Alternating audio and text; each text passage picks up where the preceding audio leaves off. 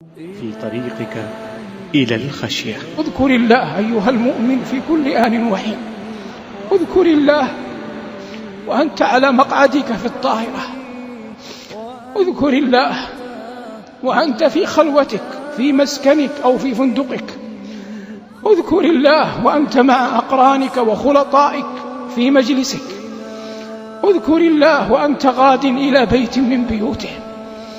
اذكر الله وأنت ترقى سلم بيتك.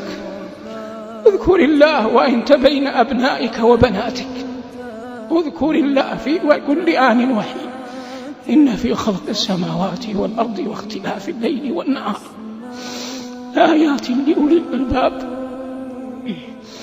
الذين يذكرون الله قياما وقعودا وعلى جنوبهم ويتفكرون في خلق السماوات والأرض ربنا ما خلقت هذا باطلا سبحانك فقنا عذاب النار. قال صلى الله عليه وسلم: مثل الذي يذكر الله والذي لا يذكر الله مثل الحي والميت. والله جل وعلا يقول: ومن كان ميتا فأحييناه وجعلنا له نورا يمشي به في الناس. ومن غلب عليه استماع الفواحش والالتفات إليها والاشتغال بها حرم من نعمة ذكر الله.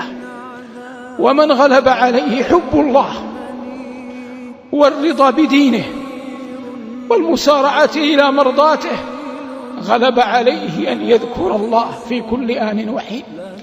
وليعلم كل أحد أن ذكر الله حياة الضمائر وأنس السرائر وأقوى الذخائر. قال أصدق القائلين: الذين آمنوا وتطمئن قلوبهم بذكر الله، ألا بذكر الله تطمئن القلوب.